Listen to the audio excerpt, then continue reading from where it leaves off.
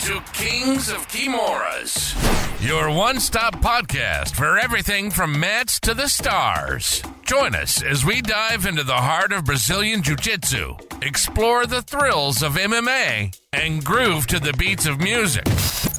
But that's not all. We're also venturing into the unknown, discussing aliens and the mysteries of the cosmos. And of course, we'll be shooting the breeze, sharing stories, and laughs along the way. Get ready for a wild ride from a universe of topics. Strap in and prepare to explore the world of BJJ, MMA, music, aliens, and more. Let's roll.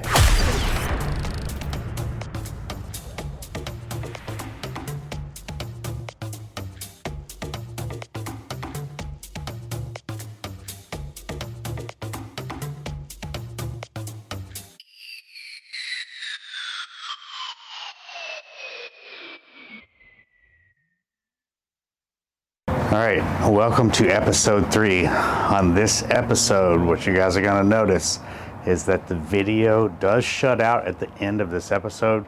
Don't worry though, because we did get the audio. But what I'm asking for you guys is to please support the podcast. We need to get new equipment that allows us to record better video, longer video. If you have questions about how to do that, make sure you shoot me a DM. We also have an Amazon Pay link that I'm going to put in the description of our podcast on YouTube. So make sure you guys click that. We do get a few pennies on every time you purchase through Amazon. If you're already using Amazon, it helps us out a little bit. If you want to make a bigger contribution, you want to have your company be a sponsor of our podcast, make sure you reach out because we could really use the help. Thanks, guys. All right, guys, welcome to the Kings of Kimuras podcast. This is episode number 3, more like episode number 5, but we have the lost episodes, so this is where we're at. Episode 2 has not come out yet as filming of this, but it will be out soon. We're on all platforms. You can find us on iTunes, Spotify, YouTube for the video. I'll even text it directly to you. Yeah, if you ask nicely enough. So, obviously, the Europeans wrapped up. Not really like any big surprises out of there, I think. You know, like, honestly, I guess there is one big surprise that Gutenberg said he wasn't going to do absolute and ended up doing absolute and double golded, right? Yep, double golded. So, pretty good performance. I think, mentally it seems like he has shifted a lot since moving to AOJ. I think moving from GF team was a good move for him because he's always been a pretty good guy, but he's been inconsistent, and now he's starting to kind of find some consistency and like really settle into black belt. So well, and his number one training partner, from what I understand, is another ultra heavyweight. But I've also seen some videos where he and Tynan look like they're going to be running that second AOJ gym out in California. So that's got to be huge, training with a guy like that every day. Not to say that there's not some good GF team guys, but they're not the AOJ guys, you know? Yeah, very true. That's a big difference. Miko winning, not really surprising, to be honest. I mean, I am surprised that he submitted Andy as quick as he did. It's really fast arm bar, right? Really nasty Choi bar. And, like, as soon as I saw it, because we were here and open mat was about to start, I was like, I grabbed like one of the blue belts, like, all right, let me drill this on you because I need to add this to my arsenal ASAP. Really nasty armbar. So the next major event for IBJJF is that Absolute Nogi Grand Prix. They've released some of the names, or is that like everybody that's in that? Let me double check. I think they've released all the names of the guys, but I could be wrong about that. And I think I saw about it on the IBJJF's Instagram page.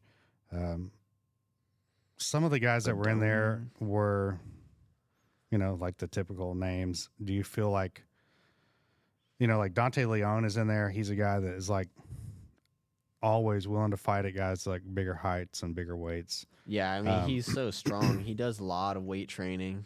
He doesn't. But then you have like the traditional Brazilian guys that are in there as well that, you know, like they maybe have won trials or competed in trials, but they're not like some next level athlete, you know? Yeah, for sure. Who out of there Like stands out Asia as somebody Russian. that has the best chance to win? I'm looking at it right now, and I think that it's probably Bodoni.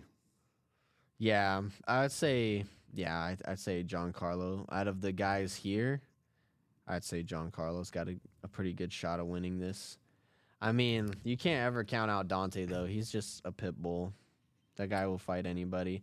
Honestly, I could, if him and Bodoni were on opposite sides, I could see them fighting in the finals. Yeah, absolutely. Yeah, there's some big guys. You know, Gaudio is in there, Elder Cruz, Pedro Rocha, Roosevelt, Souza, who's, you know, obviously like one of the tougher guys. Just really depends on, like, out of those guys, like, how well do they fight that day? How good are the brackets set up? You know, that's always a huge thing on performing well, is like, what are the Hyson Reed brackets? is in there too. Yeah. Yeah, Hyson. The thing with Hyson is he's just another guy that's a bit inconsistent. Like sometimes he'll have a like super outstanding performance, like he did at ADCC, and then he'll like lose a match to a guy maybe he like shouldn't be losing to.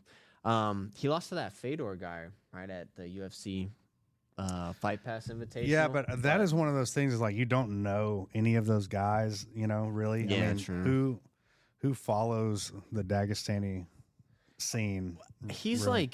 like, he's Russian, but he lives in the United States. Like he trains at the 10th Planet in California. Oh, that's right. Yeah. Yeah, so like, I don't know. He definitely is Russian, but I haven't really heard that guy speak too much. I wouldn't be surprised if it was just like a regular English accent. He just his parents named him a Russian name, but he's like some Irish dude from Middle America.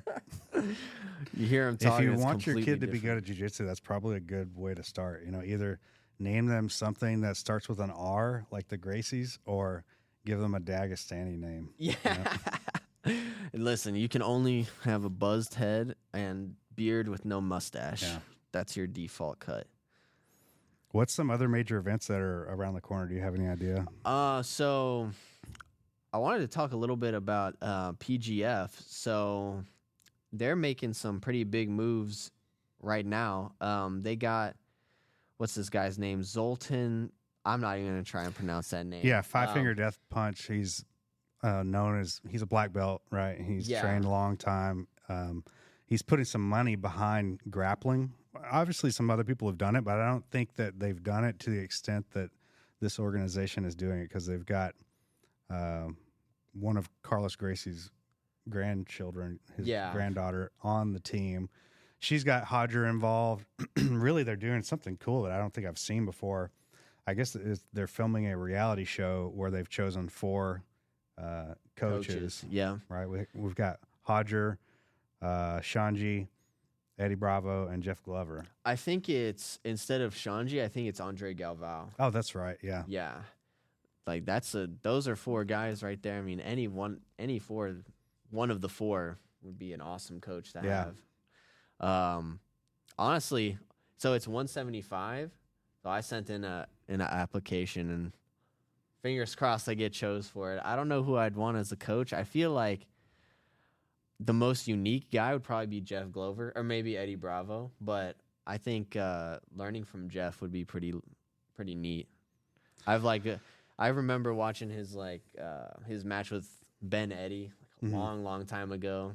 He's just doing all this crazy stuff. I'm like, this guy's awesome. You know, he used to do some stuff where he would go into like Naga or like what was it, Grappler's Quest, and he would wear like a Wolverine outfit, or like a Deadpool, where you didn't know it was Jeff Glover. You're just out there competing against some, because he would wear the full face mask and everything, you know. So, and I've seen some of those videos where other guys have done that, where they wear like a Green Man suit. Yeah, I saw the one with the Red Man suit. Yeah, dude, I remember seeing that video when I was like 12 years old, and I wanted so bad to wear one, and then I started thinking about it, like, okay, this might not be the best idea, because I probably am not going to be able to breathe, and it's going to get real sweaty under there, and I don't know. I don't feel like that's a good tactical decision. Yeah, I don't I don't really know how well that thing would hold up either to somebody like holding on to it when you're grappling, you know? Yeah, for sure. I had like one of the masks, and it was made of a pretty like slick material, so you might just end up. They might try to leg lock you, and you just Slip right out of it. Maybe that was the whole point of him wearing that type of attire. It's like much easier to slip out of it. Yeah, you know? you can't leg lock me, bro. For me personally, if I would, let's say hypothetically, I went on this show, I think I'd want to be on Hodger's team. You know, if you're going to be with somebody that, you know, obviously Andre has the experience. You know, he's won ADCC a lot, but Hodger's like one of these guys that he stopped competing almost at the height. You know, like he went out on top and just, I don't really know the reason. I'm sure there's like a detailed reason why he stopped competing, but I think he did MMA for a little bit. Yeah. But who did he lose to? Because I know he beat Tim Kennedy. He lost to. Yeah, he beat guy who just Kevin Randleman. Oh yeah. He rear naked. I have a picture on my phone of it of him rear naked choking Kevin Randleman. But yeah, he was. I remember him at the ADCC where he double golded and all submissions. Like I probably watch that video like once every week. What about the time he came out of retirement to fight Buchecha? Yeah, and, like put on a clinic. It smoked him. Not even close. Like yeah, he didn't even do anything that was like spectacular. Like, oh, that just blew my mind. It was complete and utter control and old school jiu-jitsu. You know, like swept him, mounted him. I don't remember if he took the back or mounted and finished, but I just remember it was like a complete dominant performance. You know, like flawless against a guy. You know, you guys don't know Buchecha, you know, just recently moved into MMA, but prior to that, he was the dude for what, like 10 years or something, you know? Like, I think he's in the Guinness World Record book for most world titles, and we had like 13. Yeah, he has more than anybody else in the history of IBJJF. And he has enough that he can like put a ring on every finger, you know, and then go to the feet. And then some, on a couple on the toes as well. Yeah. Beating a guy like that who, again, he was kind of at the height of his career too. I can't remember the exact year they fought, but yeah, I mean, I remember watching that match and being like, I think Buchecha is going to take this. And then as soon as Hodger started his game, I realized real quick, like, oh, this is a lot different. Like the level of guys, he's just a once in a lifetime kind of athlete. I think Hodger was like already in his 30s whenever that happened, you know? Yeah.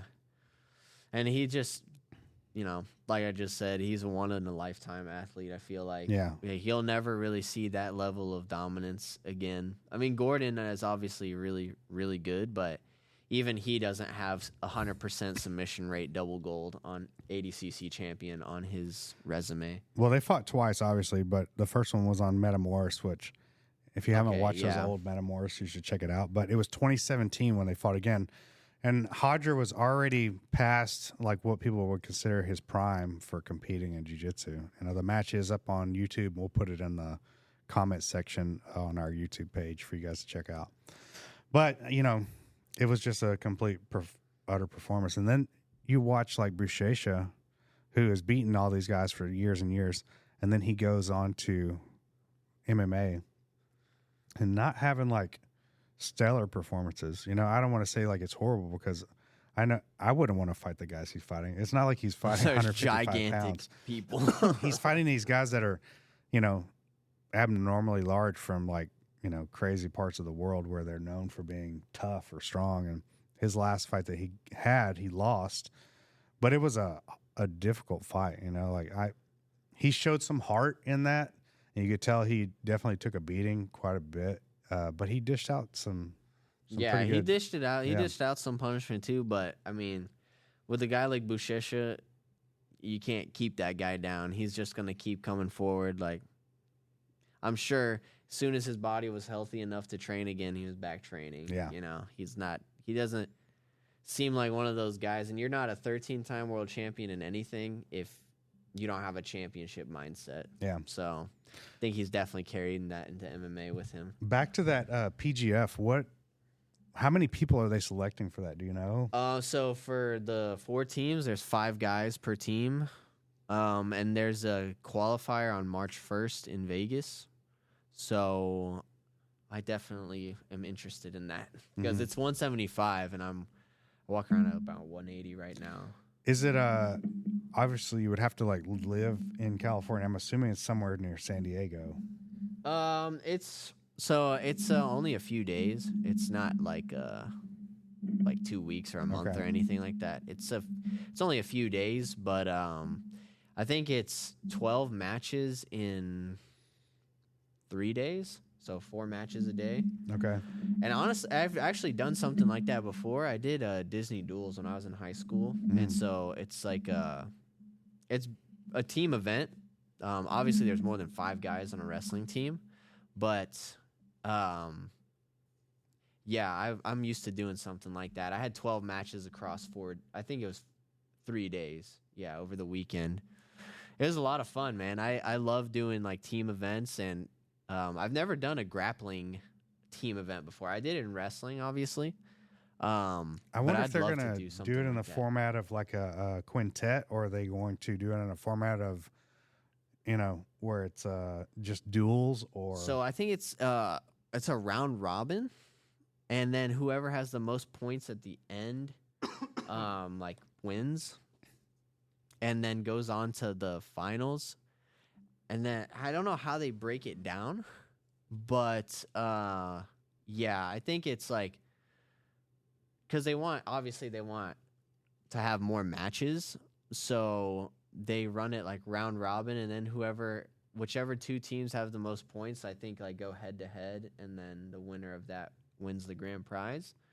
I'll have to do a little bit more research on it, but hopefully you will see me on there. I definitely am very interested in this event. Obviously, this is going to be the biggest one I think they've ever done. Like last season's PGF, I watched a little bit of it. And the production is really nice. Like the stream was hardly cutting out at all. Like everything went real smooth. So it's definitely a very professional event. It's not like some of these other events where I tell people I'll tune in and watch, and then they try to tune in and they just can't even see me fight because of the connection or whatever. But yeah, PGF does not seem to be having this issue. Mm-hmm. Yeah, that's it's exciting, man, to see some guys kind of like getting behind this and like putting some real money into it. Yeah, Aiga's doing. They're giving out. I think some people like misread what they said.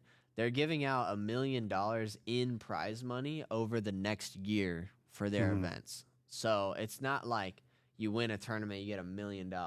Like grappling's not near at that level yet. It's $1 million payout across all the events through the year. Yeah. So, yeah, I think people were a little bit confused on that.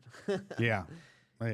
But it's good to see like somebody's actually doing something with it, Yeah, absolutely. And yeah, obviously Aiga's in Kazakhstan. I think that's where they're based out of. So, they definitely have some like politicians and stuff like investing, and that whole area in Europe, I know they like and respect grappling a lot more than say in the United States.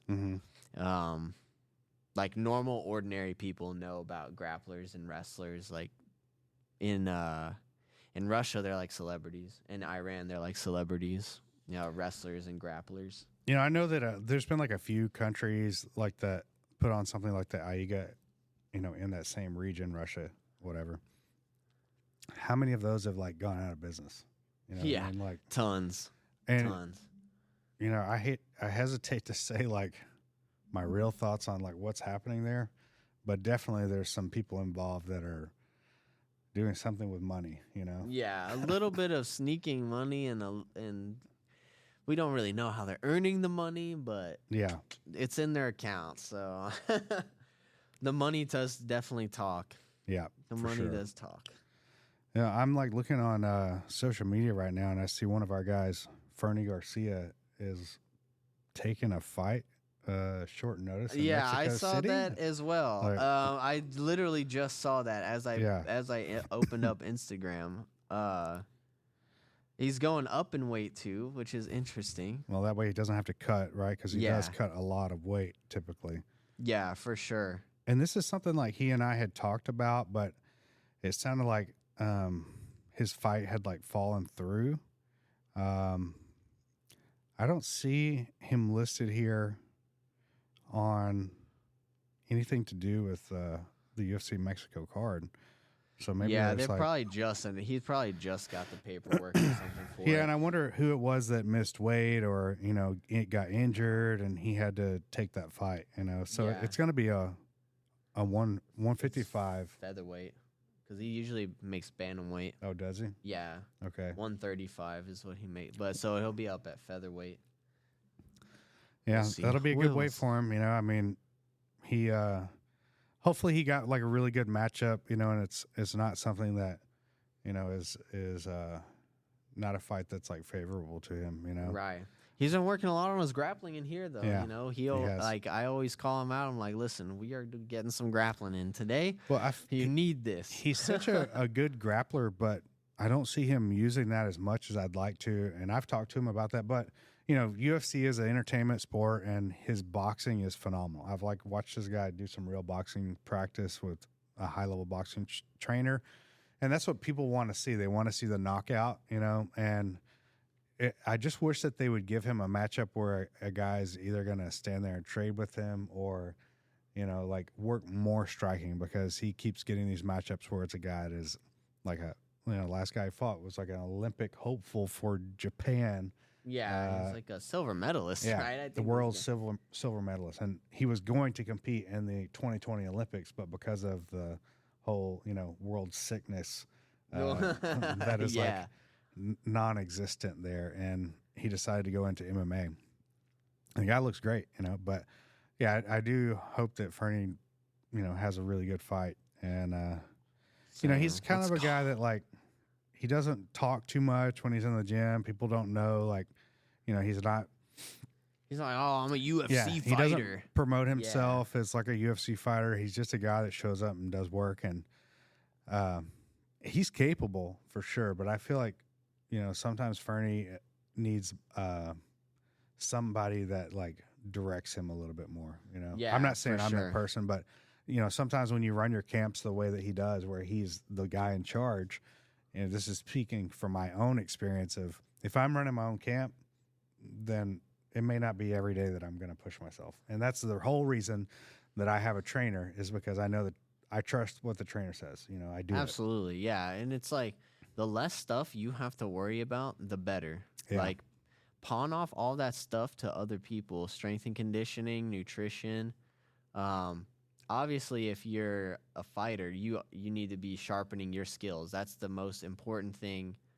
As any combat sport, it doesn't matter. Judo, wrestling, jiu-jitsu, MMA. The most important thing is honing your skills. Yeah. So if you're constantly having to worry about, oh, well, I got to take care of my strength and conditioning. I have to take care of my nutrition. I have to research. I have to do this and that. It just becomes very overwhelming.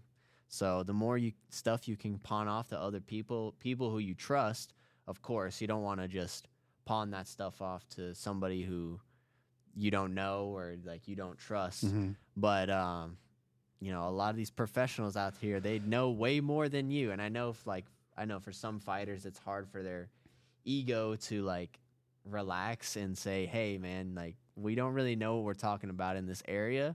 Let's go to a professional. But Yeah, I think a lot of people will have that problem. If you're a professional in something, you automatically start to be like, well, because I'm a professional here, like I know this, and that's not always the case. And I don't always know everything, but I think it's important to have the mindset of always being a beginner and being willing to learn no matter what it is that you're doing, absolutely. and look to somebody that is an expert that's trusted, just like I would tell somebody if they're trying to train martial arts for the first time, don't walk in the first place and sign up there. Check out a couple places, see which place you like, read some reviews about the person. If they have some videos online, check that out. See what other people say about them before you make your decision. You should do the same thing with anything that you do in life, For sure. Absolutely. Like, if you go and you look up, or like a nutritionist or like somebody like that, and you look at their reviews and like, I have gained 15 pounds of fat. Like, all right, maybe we don't go with this nutritionist here. Mm-hmm. They might not be doing unless that's your plan. You want to put some fat on, then yeah. maybe that's the But then way to approach it. You can do that on your own, dude. I can tell you how to do that. In-N-Out Burger, Whataburger, McDonald's, easy. We can put on 15 pounds of fat, no problem. Have you seen that video that is going around about there was a guy that was like showing how to, it was something about Oreos, and he was like showing people how to lower your cholesterol by like eating Oreos instead of doing the what is the myostatin inhibitor or whatever the medication is that they give people. Oh yeah, myostatin inhibitor. That's like to stop like muscle growth, right? Or like stop growth or something like that. I thought it was something to do with cholesterol and stuff. Okay, Maybe I'm wrong, but whatever it is, this cholesterol medication that people were taking, he was actually able to lower his cholesterol more by eating Oreos. He was just like eating a certain amount of Oreos every day, and it lowered his overall cholesterol, as opposed to taking this drug that's designed to do that. What the hell, dude? That is so crazy. This guy, I know there's this one guy on Instagram I've been watching where he eats different foods, and he's like a diabetic. Yeah, I've seen that. Sees how it affects his blood sugar. And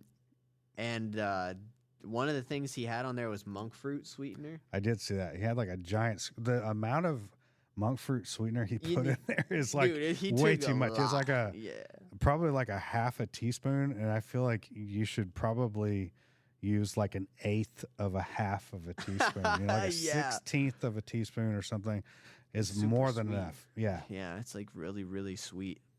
But it didn't raise it, right? It has no calories. It didn't raise it. And that's something that I've gotten into lately is, I like to eat sweets like anybody. Yes, sir. Me too.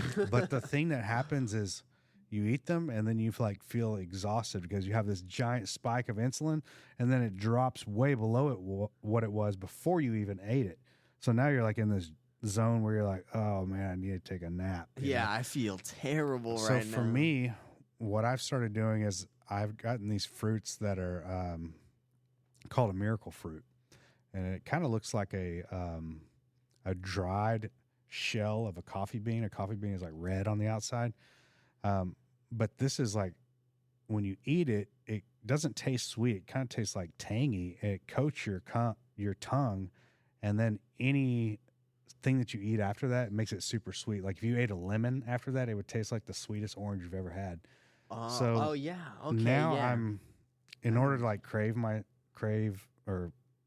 that craving, I'm doing that, and then I'll eat like an orange or a piece of fruit, and it makes it taste like it's covered in sugar, but it's no different than like normal, Yeah, I've So, heard about this. Let's take a break real quick, and then we'll come back and we'll discuss a little bit more. Hi guys, it's your favorite uncle here, Tony Trammell. I just wanted to tell you guys that we're going to be having a grand opening seminar on March 31st with Justin J. Flo Flores. If you're asking yourself, why would I be interested in going that? Well, because you probably suck at jiu-jitsu or judo or wrestling, and this is going to improve your game immensely. Make sure you click the link down below to get registered. If you don't have that link, it's corvoma.com. Thanks, guys. Appreciate it. All right, and we're back. Hope you guys enjoyed the commercials. Make sure that if you're interested in sponsoring this show, you reach out to us. We're looking for all kinds of sponsors. We're looking for sock sponsors, cover these ugly feet here. Clothing. If you want to buy us a new couch or some chairs, if you're a furniture store, hook Nebraska it up. Furniture Exactly. Mart. We're looking for that corporate money. Okay. We did pick up one sponsorship today. That's Eager Ones. They're going to provide us with a second angle camera. So at some point, we'll have a setup to where you get to look at Dom's feet from another angle. Maybe we'll just do camera low that shoots only at the feet. That way, if you guys don't help us out with some sock sponsors, you got to look at ugly toes. You got to look at this all day, dude. All day you have to look at these. That's right. We're not going to get any YouTube views. It's just going to be people trying to listen because they're going to just hear about my feet and be like, no, I don't even want to see how bad it is. Yeah.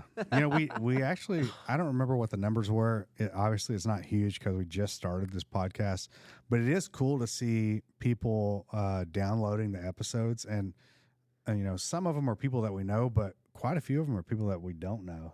People, I don't know how they've found out about us, obviously maybe social media or something, but have you had people reach out to you and like, hey, I really like the episode? Actually, I've had some people, because of the podcast, reach out to me who I've like met through college and stuff like that and had on Facebook, but I didn't really, like, we kind of not really communicating all that often, but they've hit me up and like, hey, dude, the podcast is awesome. Like, I'm trying to get into jiu-jitsu right now, blah, blah, blah. Or like I got this one guy who's like, I've been doing jiu-jitsu for like a few years now. And, like, I'd love to come and train sometime. And I was like, awesome, dude. Yeah. I think he still lives in Missouri or like the Midwest, but I was like, hey, dude, if you ever do like no-gi pans or like any tournament that's in Texas, come and train, dude. Come and train. So it's cool to like see that even though we just started and we're still getting a good amount of exposure. So appreciate you guys. And this has been something that I wanted to do for a long time, but first not knowing how to do it. And, secondly, like finding the time. Yeah, for sure. Because between like running a business and, teaching classes and now starting a second business, it's probably a worse time now to start one for me than before. But, there's no time like now, really. Yeah, there's no time like the present. Yeah, for sure. And like, yeah, I've always I've never really been camera shy or afraid to say what's on my mind and stuff. So it's cool to have now a platform that I can just kind of talk on and the things I'm passionate about. Right, it's like jiu-jitsu, keeping my body and my mind healthy. Even some other things outside of jiu-jitsu, which honestly is not that many, but I still do have things that I like to do outside. Like I've done some hunting, like with my friend who comes from Missouri. Like I've been hunting one time. I went hog hunting, and I definitely want to do that again. That was a lot of fun. Even though we didn't see any hogs till like the very end, it was all worth it. When we saw those hogs, I was like, I got to at least try and get one of them. Yeah, I think it's important to definitely have a hobby outside of what you do every day. Now, a lot of people, jiu-jitsu is their hobby. They have a day job, they have a family, they come here to do something different, learn a skill, but at the same time exercise, release the stress of the day. But for you and I, this is what we do every day. So it is important, I feel like, to have something else, or if you're like me, you have multiple things. Because for me, if I do one thing, let's say I had like a hobby outside of this, I become so dedicated to that hobby that I want to be an expert in it. And so, it no longer becomes like something that's a release. It's like, now I'm trying to become an expert in this. So for me, I like to do many different things so that it always keeps me occupied, And for sure. Sure, some things suffer, but I try not to ever let it be the jiu-jitsu or the instruction that suffers. It's always going to be the hobby that is like secondary to, the primary. Absolutely, for sure.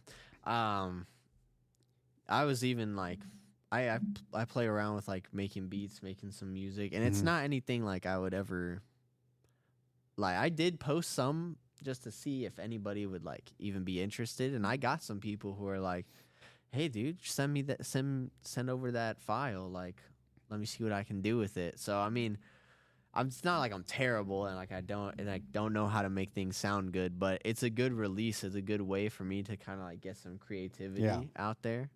And I mean, music is just one of those things that, especially if you make your own music, that's why I tried to learn how to play guitar when I was kind of young, because I knew I was like, this is a really good release for me, and I really like music. I enjoy listening to all different kinds of music, you know. My playlist, my girlfriend always makes fun of me for my playlist because it has like anything from Deftones to like Lil Wayne and just all different kinds of genres and styles of music. But, you know, I want to also create my own music as well. Like that's something that I really enjoy doing. For me, music is like definitely a release, and you know, it can be something that, like, depending on how you're feeling, is like what type of music you're into at that current time. I think that there's something definitely, you know, spiritual to music and like connecting to certain songs or sounds, and Absolutely. know. But for me, you know, like I like to listen to stuff that I think nobody else is listening to. You know, that's like I think my guilty pleasure is like finding music that if I play it, people are like, "What is this?" Yeah. Like, oh, this is what I'm listening to now. And I've kind of always done that. And you know, when satellite radio first came out, it was kind of cool because they had like DJs that were in, let's say, New York or California, and they were hearing music that you wouldn't necessarily hear in Texas, and so they could post those songs, and then you could go find them on the internet somehow, you know. And now I kind of like, you know, Instagram is like my music channel. I'll hear somebody play something, or they'll put something underneath music, and then it's kind of like you're searching to find that song on iTunes or YouTube. And yeah, for sure. I do that sometimes as well. Like, or somebody will post a reel or something with a certain audio, a certain song, and you're like, whoa, that song's kind of catchy. Yeah. Like, I like that. I've gotten into listening to like a jazz type music, like a smooth jazz when I'm working on the computer.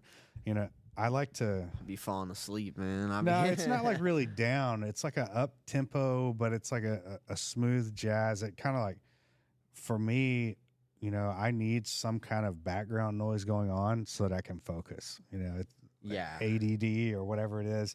But I've always been that way. When I had a job where I had to work in an office and read documents, I would listen to music to allow me to focus more. It like took everything out of, you know, everything going on around me and allowed me to focus more on what I was reading. And I like that aspect of music. You know, it's like more of a calming. And, you know, each thing is like, I wouldn't listen to that if I was like doing jiu-jitsu, or I wouldn't listen to that if I was like working on something. But yeah, absolutely. I feel like each type of music has a certain reason or time. Yeah, know? For sure. Because the music's all a feeling, really. And, you know, even if you, outside of music, you send frequencies to somebody's brain, like you play just a certain frequency out of a speaker or something, sometimes it'll generate like an actual feeling inside of a person, like just this one frequency. And then when you start mixing them together, then you start getting all these different feelings at once. That's why, like, honestly, I don't really like listening to music before I compete.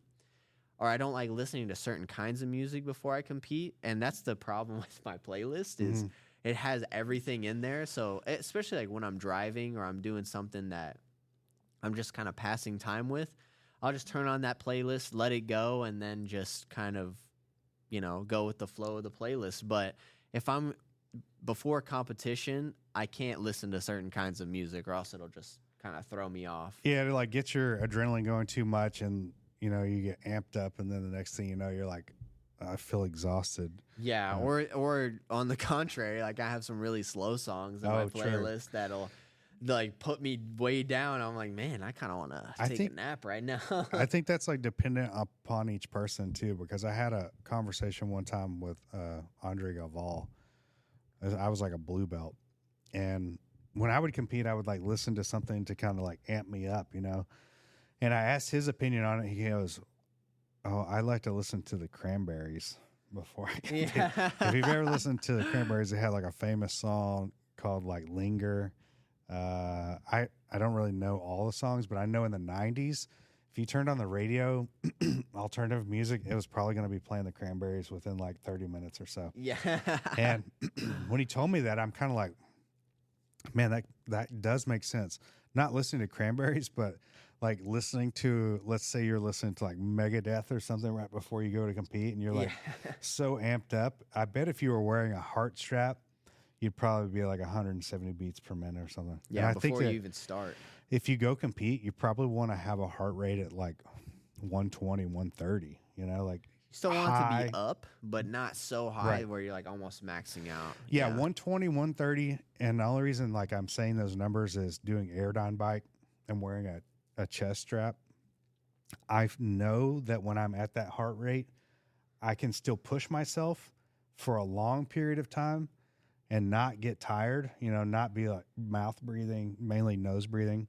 But once you get up to like 160, it's really difficult to maintain that nasal breathing. Yeah, absolutely.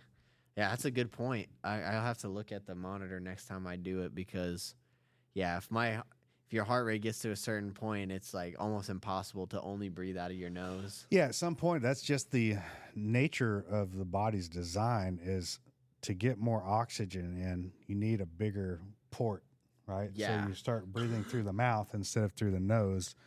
But then it's harder to regulate those deep breaths for a long period of time, which is what allows the body to disseminate the oxygen more in the body. This is like bro talk. I know it sounds intelligent, but this is just what I think in my mind, you know, like if I equate it to like a vehicle, you know, you have a supercharger on a vehicle that gets more oxygen in so you can mix the fuel and the oxygen. Yeah, absolutely. And that's that's something obviously me and you work with John, our trainer. Shout out to John at Synergy Wellness and Performance in Richardson, Texas. If you guys want supercharged cardio, go and see this guy. Now, it will be not so fun at first, but once you start to feel yourself not get tired during rounds, like that's kind of the feeling that I'm addicted to now is I know when I'm on that bike, it's going to suck so bad. Or when I'm on the rower, it's going to suck. But then when I come in and I roll or I'm like doing open mat, I know I can go multiple rounds in a row, no break, and still feel fresh because I have my breathing under control. And really, at the end of the day, that's kind of the only thing you have under control. Like that's the only thing you can really control in this world is your breath in and your breath out, and you're trying to slow your heart rate down with those extended exhales. Yeah, like, that's really the only thing you can like really control. For sure, that's I started hearing about breath work back when I was like a blue belt and a purple belt. I had a guy come from another gym. He still trains here in Dallas. He's a black belt now, but he was doing some like weird, sharp exhales, you know, in a situation where maybe he was like stagnant on top or on bottom. And he was doing that to lower the heart rate. And I didn't understand that at the time, but like, you know, as I've learned more about breathing and, you know, watch stuff like guys like Wim Hof or work with John or just watching videos online, you start to understand, and even like experiencing it through yoga breathing, you know, all of these things allow your body and your mind to connect sharper, but allow your body to work more efficiently, you know, like exhaling this CO2 and allowing oxygen to come in. Yeah. And that's the key to being good at jiu-jitsu, I feel like, is being calm under pressure. You know, you could know 1,000 techniques, but if you can't withstand somebody that's, pressuring you with everything, it's going to be really difficult to perform any of those moves. And the whole like thing that I've noticed is that when I feel tired, I'm still breathing through my nose while the other person that I'm rolling with is like, you know, gasping to control their breathing. And they don't understand when you're on that. top. Yeah. And you're putting that cross-face pressure on and you're just letting them carry all your weight and you hear them start to breathe heavy and you're still just breathing just normal, like in a normal Tuesday. That's like a very addicting feeling for sure. Like, because then it's like, all right, I'm in control here, like in real control. Because I think sometimes, like thinking back to blue belt, purple belt, I realized how like little control I had of my breath. Like I still had good cardio because mentally I could just push myself there. But like how much further could I have pushed myself if I really took my time to focus on breath work when I was younger? You know, I think I would have been a lot better off, and I would get frustrated less. Because as like a blue and purple belt, it wouldn't happen super often, but there would be days where I'd get like really frustrated because I was getting so tired. I'm like using so much energy and not getting what I want. So it kind of creates this loop where I'm constantly exerting all this energy, but I'm not getting anywhere or I'm not getting to the positions I want. And so then I just try it harder and I just keep trying to turn up the pace. And it's like, dude, hold on. Slow down a little bit. Some of that is, though, with age comes wisdom, right? Yeah, and for sure. Willing to listen to other people. You know, I can speak from experience on this when you're younger. You know, sure, people will tell you something like, hey, learn from me. You know, like, yeah, I'm not you, so I'm not going to make those mistakes.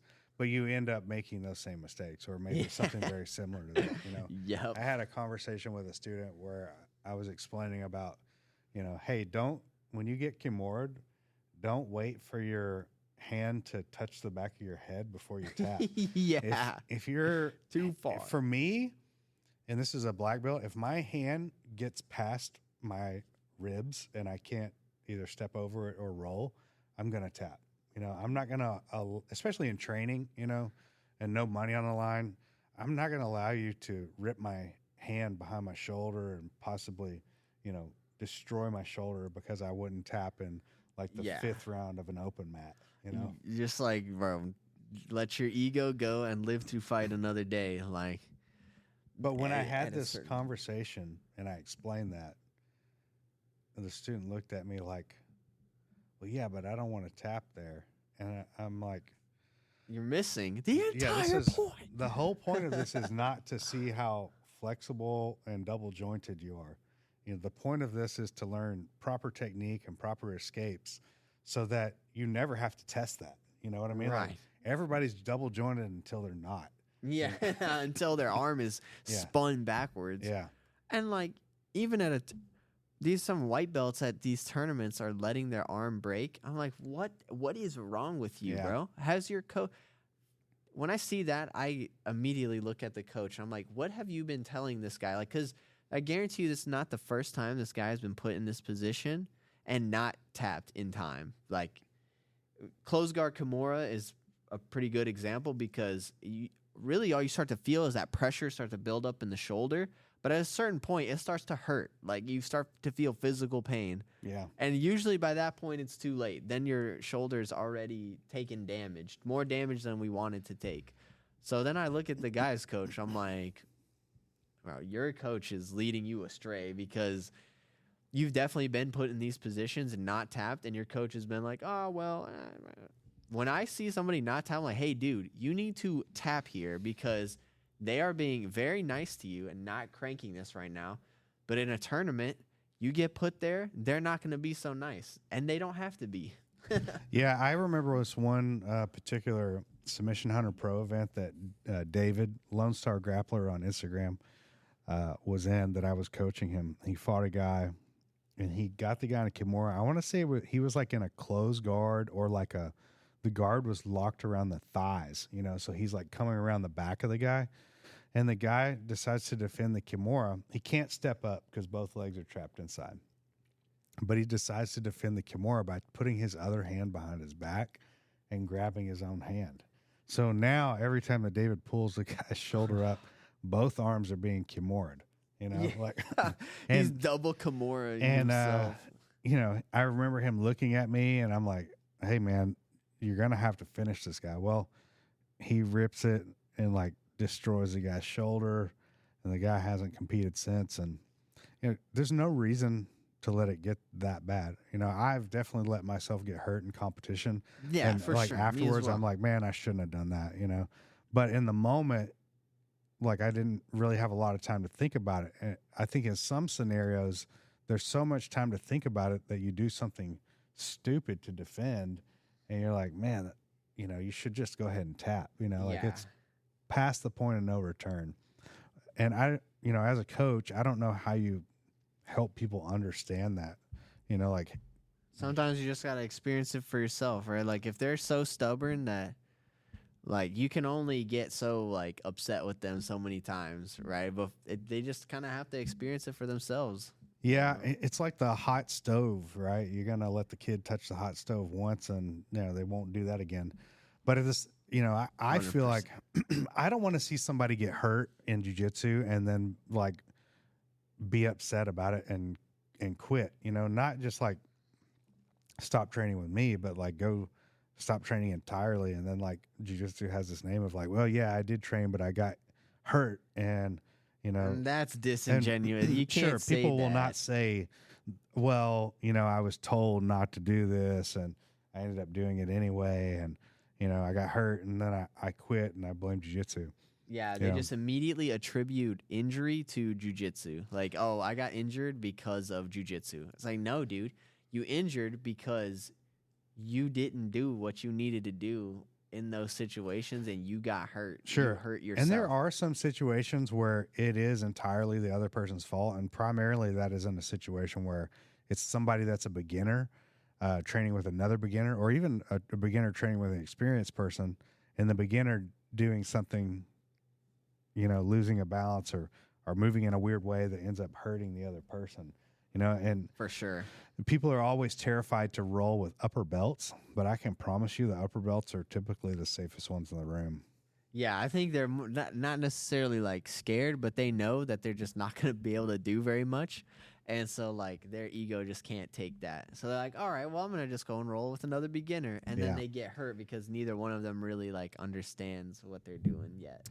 Yeah, it's like a full-on spaz off, you know, who can spaz out the other one. Who can spaz the hardest. Yeah, and that is not what you should be focused on as a beginner. As a beginner, it needs to be learning how to defend yourself. Don't even worry about any kind of offense, you know. Yeah. How can I survive? Yeah. And how can I defend and not get submitted 8 times a roll? Because you're going to go with some people, you get submitted 8 times in 5 minutes. And it's like, okay, how do I just stop that from happening again? Yeah, if you could pick up on, let's say you get armbarred once or twice, and then the guy sets up the armbar the third time, you're like, oh, he's going to armbar me again. That is what you should focus on. If you get submitted by 8 different submissions, I think that's okay, that's going to happen, right? Yeah, that's but it's natural. when you like get subbed 8 times with the same submission where you should have picked up on it at least by the 3rd time. Yeah. You know? You got to know by the 3rd time arm barring you with this same setup on the same arm, we got to do something different. Yeah, it's one of those things that you've got to start picking stuff up as a beginner. You know, the faster you can start to pick up sequences and movements, the faster you'll learn. If you're getting stuck in the same position over and over again, then Start there. Yeah. Just got literally, if you're doing like live rolls and your gym for whatever reason doesn't do situational training that often, tell your partner, hey, at least for the first couple minutes of this roll, can we just start here? Like I'm bottom arm bar, you're just trying to finish, I'm trying to escape. Yeah. Like, can we do that? And if they say no, then you just go get another partner and be like, kick rocks, buddy. But yeah, the situational is New the gym. best thing for a beginner because it gives them a direct goal on what they're trying to accomplish. If your gym does not do situational, you need to figure out some kind of way that you can do situational rounds. absolutely. Do them. Do Yeah. situations. Do them. So we got some events coming up here, right? We've got the J-Flow seminar. We've got a new gym going together in downtown Plano. Let's go. That's on March 1st. And then I guess before that, though, we've got a Jiu-Jitsu World League where we got some new people competing. You know, that's always like a pretty exciting event because it's not like, you know, high-level competition, but it's, one, it's close by, and the venue's nice, and we get to see some first-time competitors. Yeah, absolutely. And World League's a really well-run event.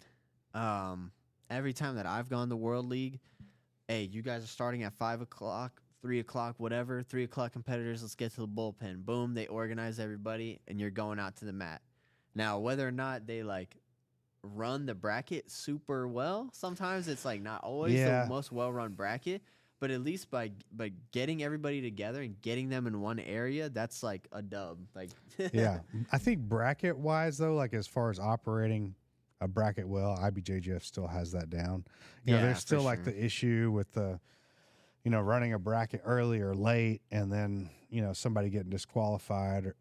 But I think there's no way to go around that. You know, like people are gonna sign up and they're not gonna show up. The ADCC is a completely different thing, man. Yeah, like I feel like beast.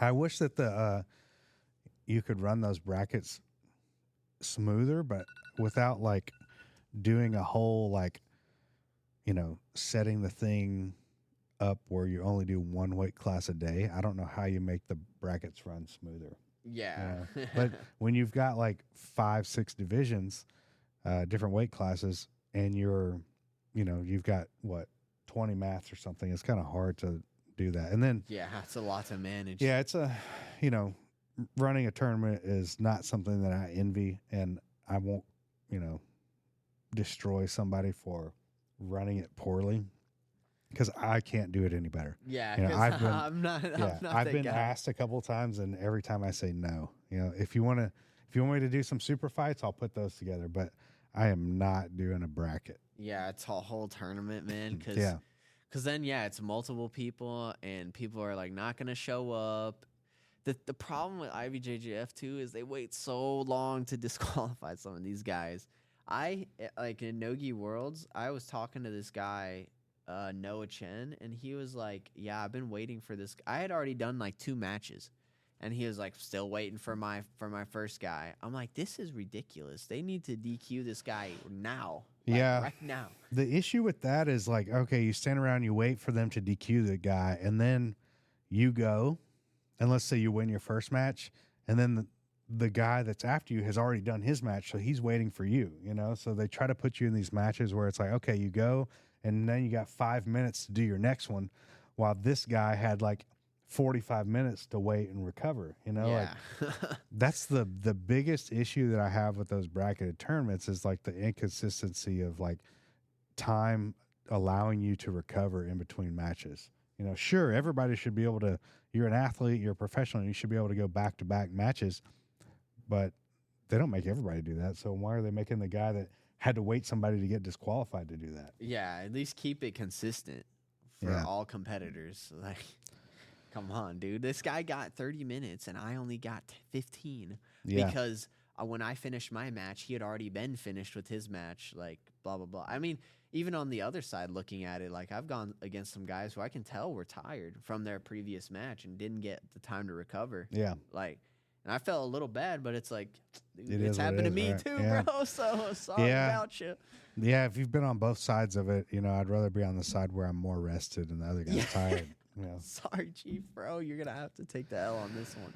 Well, man, that's like all the time we got for today's episode. It's been a good episode. Hopefully all the recordings worked out well. I think we got the sound out. I want to give a shout out to Freddie, who's been doing our edits on our page and also doing some edits on our reels and stuff. He's been doing a great job on that. I was fortunate enough to like meet Freddie a long time ago when he snuck into an ADCC Worlds events by making a fake entry card, like he went to FedEx. Hopefully the statute of limitations have run out on that. Yeah, Mo's not going to come after him. No, it's good, bro. It's good. Allow it. We like this guy. But he does great work, and I'm sure if you need some video edits, he is the guy to reach out to. So our guy, dude. And he also just recently got married. Congratulations, Freddie. Congrats, brother. I hope we're going to see some little Freddies running around soon. Yeah. Little Fredinos everywhere. But again, thanks to our sponsor for hooking us up, Eager Ones. Next podcast we'll have a second camera angle, and that'll be directly on our feet. So if you appreciate that, make sure you mention it in the comments. Again, we're on YouTube, we're on Spotify, we'll be on Apple. Apple is the one that takes like the longest to get uploaded. It's like a 2-week process. So I think that once we get like accepted by them, it should be pretty regular, but Spotify, YouTube, those are the two that I use the most. I don't really use Apple Podcasts anymore, but if you're on there, leave us a review too. That's huge. Subscribe to where you automatically get those videos and those podcasts uploaded to your device, because that helps us immensely. And we're, obviously without you guys, this is worthless. Facts. Big facts. So appreciate it, guys. You have anything to say before we go? I'm hungry, bro. Let's get some pho. Sounds good. Thank you, guys. Have a good one. And that's a wrap for today's Kings of Kimuras episode. Thanks for joining us on this epic journey. Remember to keep training, stay curious, and always be ready for the next adventure. Until next time, keep your guards up and your minds open.